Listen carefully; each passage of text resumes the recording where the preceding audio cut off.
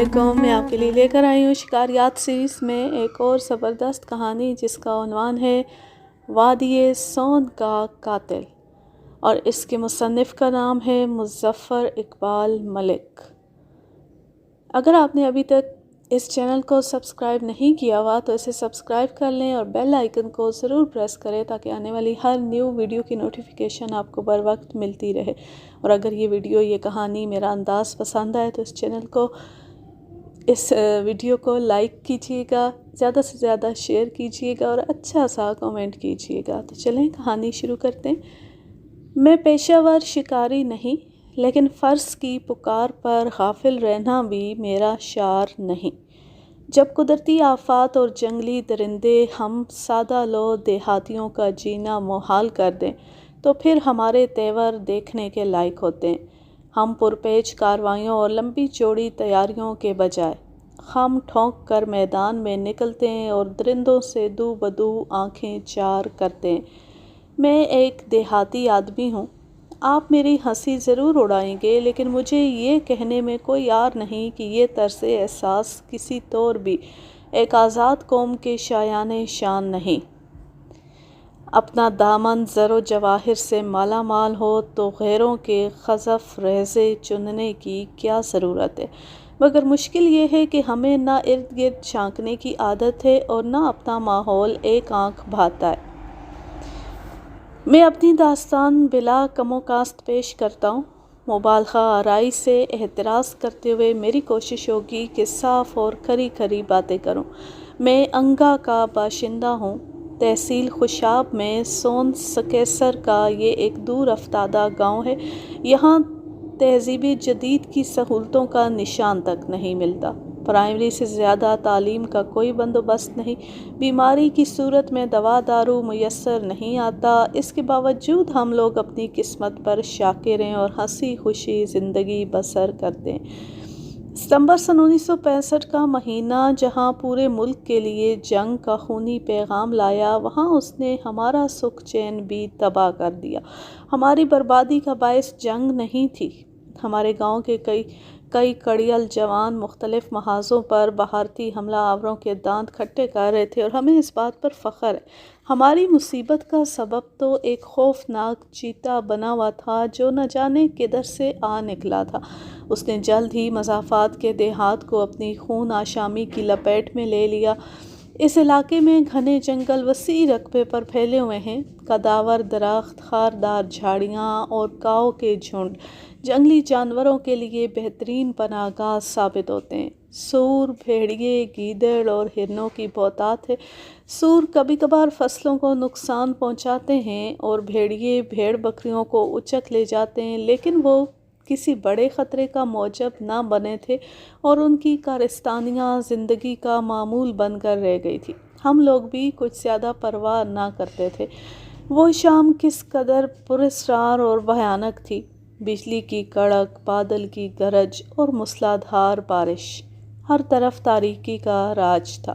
جنگل اور میدان جل تھل کا منظر پیش کر رہے تھے۔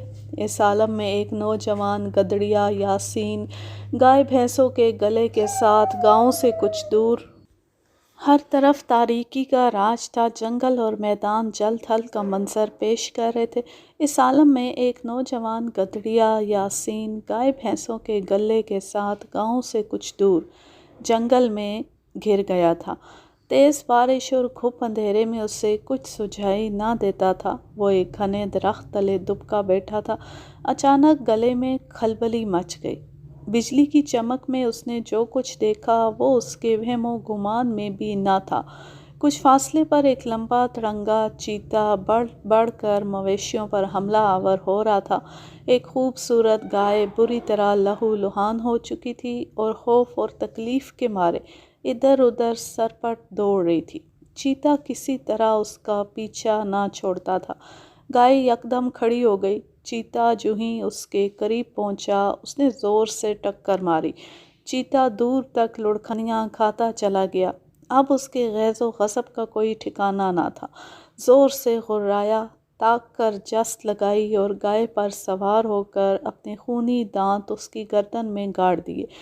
گدڑیے کے لیے یہ منظر انتہائی ہولناک تھا۔ وہ چند لمحے بے بس بے حس و حرکت بیٹھا رہا، پھر سر پر پاؤں رکھ کر بھاگ کھڑا ہوا اور کیلی پہاڑی پر چڑھ کر چھپ گیا۔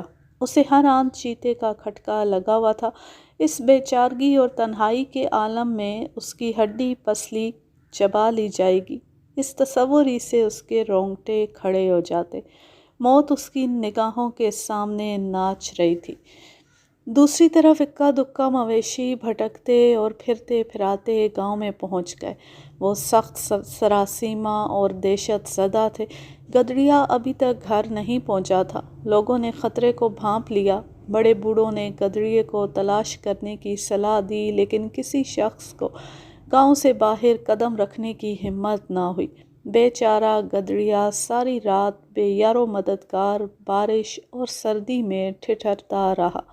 ایک ایک گھڑی قیامت بن کر گزر رہی تھی۔ کپڑے اس کے جسم کے ساتھ چپک گئے تھے، ہاتھ پاؤں سن ہو چکے تھے اور دانت بج رہے تھے۔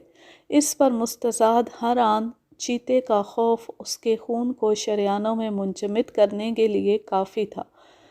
خدا خدا کر کے رات کٹی اور طلوع سحر کے آثار دکھائی دیے۔ کافی دن چڑھ آیا، لیکن ستمبر کے بھیگے ہوئے سورج میں اتنی حدت کہاں کہ وہ اکڑے ہوئے نیم مردہ جسم کو گرما کر اس میں حیات نو کا فسوں پھونک سکتا۔ بالآخر وہ ہمت کر کے اٹھا اور آہستہ آہستہ پہاڑی سے نیچے اترنے لگا۔ وہ کئی بار پھسلتے پھسلتے بچا۔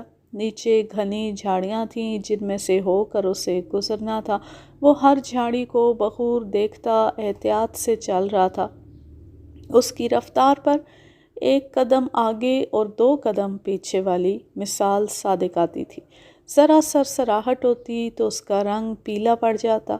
چیتا اس کے اعصاب پر ہوے کی طرح سوار تھا، مگر اس کی قسمت اچھی تھی، کسی خطرے کا سامنا نہ کرنا پڑا، سوائے اس کے کہ ایک دو بار اس کے پاؤں میں کانٹے چبھ گئے، لیکن کانٹوں کی چبھن کا تو وہ پہلے سے عادی تھا۔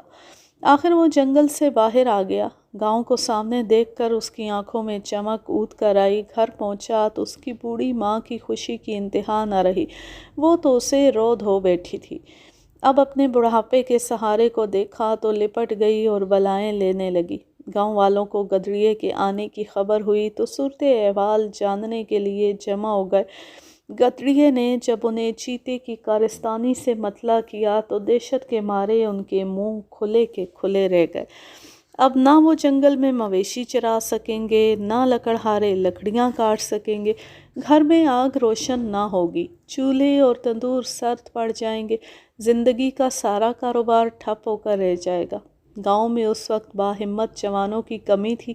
سبھی تو جنگی محاذوں پر دشمن سے برسرے پیکار تھے۔ پھر اس اندرونی محاذ پر کون نمٹتا جہاں خوفناک چیتا دہشت گردی مچانے کے لیے موجود ہوا تھا۔ دونوں محاذوں پر معاملہ برابر تھا۔ ہر جگہ عیار دشمن سے سابقہ درپیش تھا۔ دونوں خونخواری میں ایک دوسرے سے بڑھ کر تھے۔ عموماً دیکھنے میں آیا ہے دیہات کے لوگ شاذ ہی مل جل کر کوئی اقدام کر پاتے ہیں۔ جاہلانہ عصبیت انہیں ایک دوسرے کا ساتھ دینے سے باز رکھتی ہے، لیکن اس معاملے میں کم از کم اس روایت کو نہیں دہرایا گیا۔ سرکردہ لوگ سر جوڑ کر بیٹھے اور صلاح مشورے کے بعد نوشہرہ پہنچے۔ انہوں نے تھانے دار محمد صادق صاحب کو اپنی بپتا سنائی۔ تھانے دار صاحب نے عملہ کم ہونے کی بنا پر معذرت کر دی اور کہا وہ کوئی امداد نہیں کر سکتے۔ اس پر لوگ اعلیٰ حکام سے ملے۔ انہوں نے معاملے کی سنگینی کے پیش نظر چیتے کو فوراً ٹھکانے لگانے کا وعدہ کیا۔ میں خود وقوعے کے روز گھر پر موجود نہ تھا، ورنہ گاؤں والوں کو یوں در بدر پھرنا نہ پڑتا۔ خوشاب کے قریب میری زرعی زمین ہے، میں کھیتی باڑی کے سلسلے میں وہاں مقیم تھا۔ ایک دو دن بعد مجھے خبر ہوئی تو لمحے بھر کی تاخیر کے بغیر میں فوراً گاؤں روانہ ہو گیا۔ دل میں طرح طرح کے وسوسے جنم لے رہے تھے۔ کہیں چیتے نے آدم خوری شروع کر دی تو زندگی جہنم کا نمونہ بن کر رہ جائے گی۔ گاؤں پہنچا تو باہر لوگوں کا ٹھٹھ لگا ہوا تھا، آہو بکا کا شور برپا تھا۔ ایک پختہ عمر کا شخص نور محمد دل دوست چیخیں بلند کر رہا تھا۔ کسی بھلے چنگے آدمی کا یوں برسرِ عام رونا خوشگوار منظر نہیں ہوتا۔ ہر شخص کی آنکھیں پرنم تھیں۔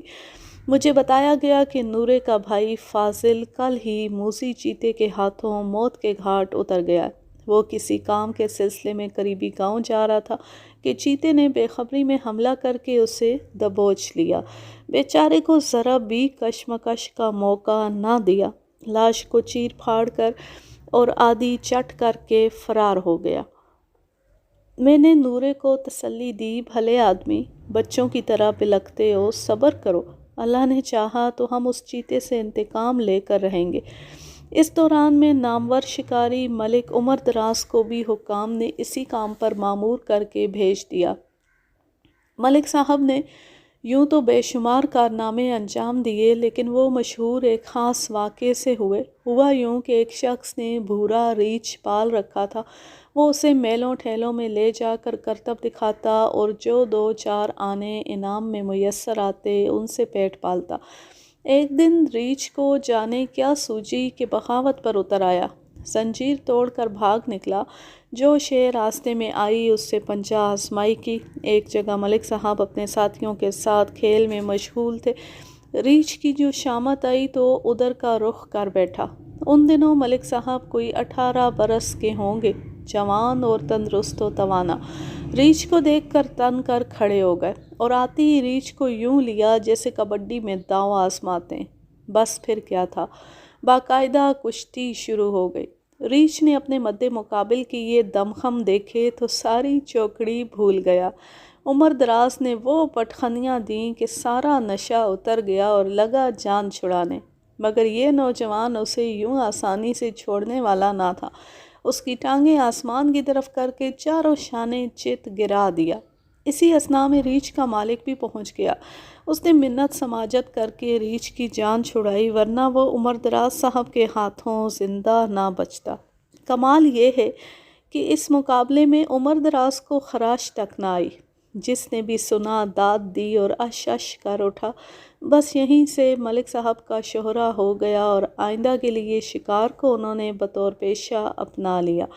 اس مہم میں ملک عمر دراز کا ساتھ میرے لیے باعث فخر تھا۔ ہم نے تمام تفصیلات پر غور کیا، اپنے سابقہ تجربات کو بھی ملحوظ رکھا۔ آخر صلاح یہ ٹھہری کہ جنگل میں گھوم پھر کر چیتے کو تلاش کیا جائے۔ چیتے کی روایتی چالاکی اور پھرتی کے پیش نظر ہمارا یہ فیصلہ قطعاً بیکار اور فضول نظر آتا ہے، لیکن جیسا کہ میں پہلے کہہ چکا ہوں، ہم لوگ چھپنے چھپانے، مچان باندھنے اور گائے بکری وغیرہ کو بطور طمع استعمال کرنے پر یقین نہیں رکھتے۔ یہ سب تکلفات شکار کی روح کے منافی ہیں۔ ہم ایک دن صبح سویرے انگا سے نکلے، ہمارے ہاتھوں میں بھری ہوئی رائفلیں تھیں۔ ہم اس انداز سے جنگل کی طرف بڑھ رہے تھے جیسے سپاہی دشمن کی طرف بڑھتے ہیں۔ ٹریگر پر انگلی تھی، انگلی کی ہلکی سی جنبش سے فائر کھل سکتا تھا۔ جنگل کے قریب پہنچے تو ایک فقیر منش بڈھا دکھائی دیا۔ میں نے پہلی ہی نظر میں پہچان لیا، یہ غلام محمد تھا۔ وہ 2 سال پیشتر دنیا داری کے سب دھندے چھوڑ کر جنگل میں آ بسا تھا۔ کہو ملک جی، کدھر کے ارادے ہیں؟ یوں رائفلیں کیوں تان رکھی ہیں؟ آخر ایسی کیا افتاد آن پڑی؟ واہ بابا واہ، تمہیں یہ بھی معلوم نہیں؟ اچھے ولی بزرگو، ادھر چیتے نے آفت مچا رکھی ہے اور تم اپنی دنیا میں مست ہو، لیکن تم یہاں کیسے محفوظ ہو؟ ڈر نہیں لگتا کیا؟ ہم فقیروں کو کاہے کا ڈر خوف، نہ کسی سے پیار، نہ کسی سے پرخاش۔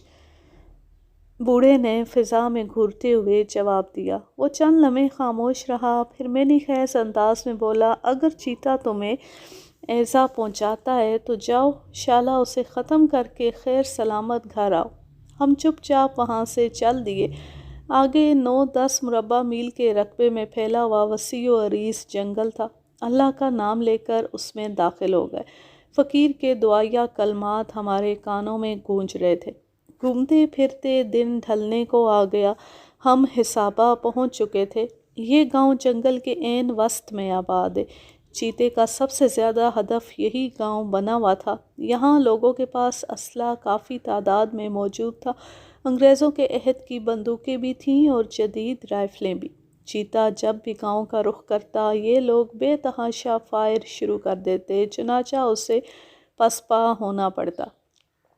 ابھی تک یہاں کوئی جانی نقصان نہ ہوا تھا، البتہ ایک دو آدمی زخمی ضرور ہو گئے تھے۔ گاؤں والوں نے ہمیں بتایا کہ چیتے کا غار پیر صاحب کے تالاب کے کنارے واقع۔ وقت اگرچہ کم تھا لیکن ہم فوراً ادھر روانہ ہو گئے۔ آفتاب غروب ہونے والا تھا، ٹھنڈی ہوا کے جھونکے قلب و روح کو فرحت بخش رہے تھے، جنگلی پھولوں کی خوشبو دماغ میں بسی جا رہی تھی۔ جی چاہتا تھا چند لمحوں کے لیے ہر قسم کے فکر و غم سے بے نیاز ہو کر قدرت کے اس حسین منظر میں کھو جاؤں۔ کہاں پہنچ گئے جناب؟ عمر دراز نے مجھے ٹہوکا دیا۔ میں جیسے آسمان کی رفتوں سے نیچے آن گرا۔ کچھ نہیں، بس یوں ہی کسی سوچ میں غرق تھا، میں نے جواب دیا، اور پھر مجھے خیال آیا میری یہ چند لمحوں کی طمانینت ضرور معنی خیز ہے، جیسے دو فوجیں آمنے سامنے صف آراں ہوں اور محاذ پر چھائی ہوئی خاموشی کسی بڑی جنگ کا پیش خیمہ ثابت ہوتی ہے۔ کسی انجانے خطرے کے خیال سے میرا دل دھک دھک کرنے لگا، میری چھٹی حس بیدار ہو چکی تھی۔ میں نے فوراً دوربین آنکھوں سے لگائی اور چاروں طرف نظر ڈالی۔ اچانک میری نگاہ ایک جانب کوئی فرلانگ دو فرلانگ کے فاصلے پر ایک آدمی پر پڑی۔ وہ لمبے لمبے ڈگ بھرتا ہماری طرف چلا آ رہا تھا۔ میں فوراً چلایا، عمر دراز، ہمیں اس شخص کی مدد کرنی چاہیے، ایسا نہ ہو چیتا یہیں کہیں چھپا بیٹھا ہو اور اسے تنہا دیکھ کر حملہ کر دے۔ ہم نے رائفلیں تان لیں اور اس پگڈنڈی پر ہو لیے جس پر اجنبی چلا آ رہا تھا۔ ہمارا درمیانی فاصلہ بتدریج کم ہو رہا تھا۔ ہم نے آنے والے کو پہچان لیا، وہ راجہ لوہار تھا۔ دوسری جنگ عظیم میں مصر کے محاذ پر لڑ چکا تھا اور اب اپنا آبائی کام کرتا تھا۔ اس کے ہاتھ میں کلہاڑا تھا اور بظاہر بڑا چوکس تھا۔ اچانک ایک جھاڑی کی اوٹ سے چیتا راجہ پر جھپٹا۔ راجہ بھی ایک تجربے کار سپاہی تھا۔ اس نے موقع پا کر چیتے کو کلہاڑے سے دو تین شدید ضربیں لگائیں جس سے وہ زخمی ہو گیا۔ اب اس کے غیظ و غضب کی کوئی انتہا نہ تھی۔ قریب تھا کہ وہ راجہ پر ایک کاری وار کرتا۔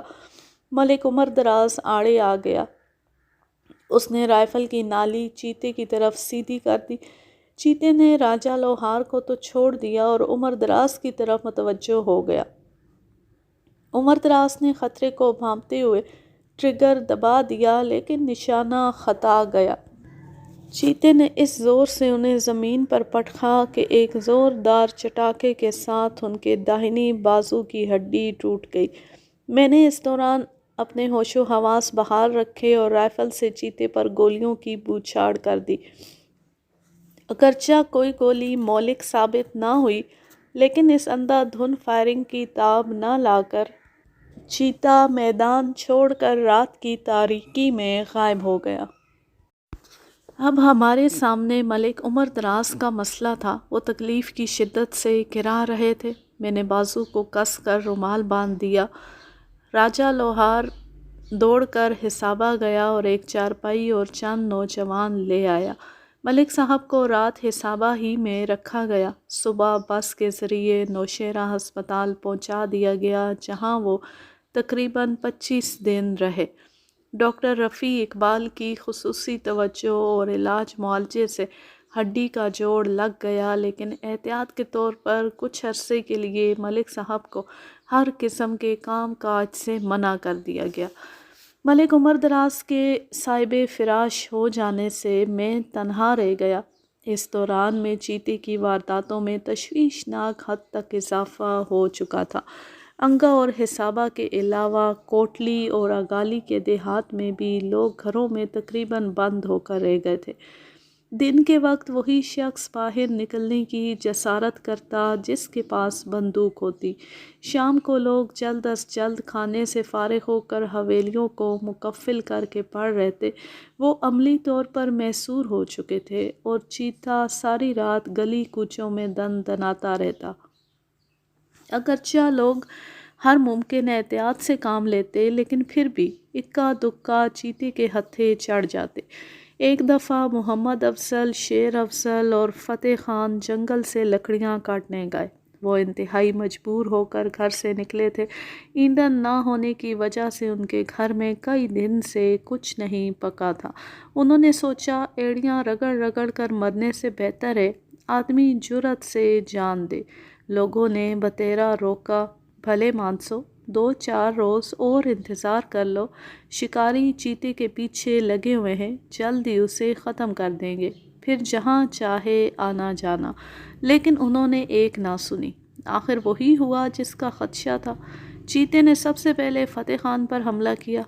وہ چیتے کو اپنے سامنے دیکھتی ہی ہوش و حواس کھو بیٹھا اور دھم سے زمین پر گر گیا۔ شاید اس کی حرکت قلب بند ہو گئی تھی۔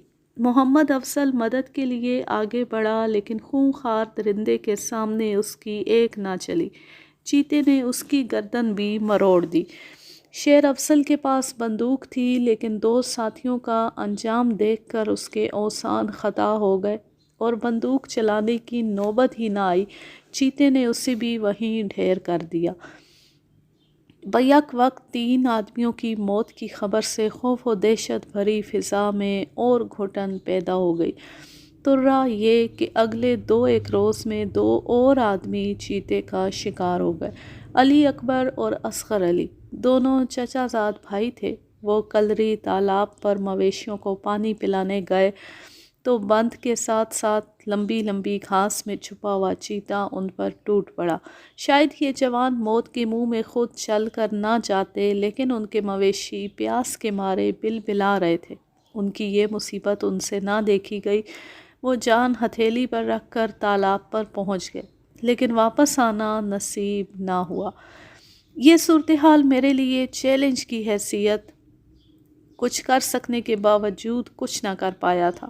اگر میں شکار کے روایتی طریقے اختیار کرتا اور گائے بکری وغیرہ کو بطور خوراک باندھ کر چیتے کا انتظار کرتا تو کب کا کامیاب ہو چکا ہوتا، لیکن یہ میری افتاد تباہ کے برعکس تھا۔ آخر میں نے چیتے کی تلاش میں دن رات ایک کرنے کا تہیہ کر لیا۔ ایک دن عین دوپہر کے وقت ہر طرف سے نا امید ہو کر میں ایک سائے دار درخت تلے سستانے کا ارادہ کر رہا تھا کہ اچانک ایک چیتا ایک طرف سے آ دھمکا۔ آج میں اس سے ہوشیار نکلا۔ قبل اس کے کہ وہ مجھے نقصان پہنچاتا میں نے ٹریگر دبا دیا۔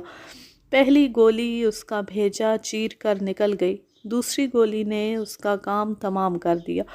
اسے یوں آسانی سے مار گرانے پر مجھے افسوس ہوا۔ جی ہی جی میں کہا ذرا زور آزمائی ہو جاتی تو سارے ارمان پورے ہو جاتے۔ میں چیتے کو جھک کر دیکھ رہا تھا کہ کوئی شے مجھ پر جھپٹی اور اپنے آری جیسے تیز دانتوں سے میری ٹانگیں زخمی کرتی ہوئی جھاڑیوں میں غائب ہو گئی۔ یہ مادہ چیتا تھی جو اس غیر متوقع منظر سے شاید بوکھلا چکی تھی۔ اگرچہ میرے زخموں سے خون رس رہا تھا لیکن دوسرے متوقع حملے کے پیش نظر میں نے مناسب پوزیشن لے لی۔ کافی انتظار کے بعد مادہ نمودار نہ ہوئی تو میں نے واپسی کا فیصلہ کیا تاکہ زخموں پر دوا لگا سکوں۔ آخر لنگڑاتا ہوا گھر پہنچا۔ ہر طرح کی دوا استعمال کی لیکن درد تھا کہ بے چین کیے دیتا تھا۔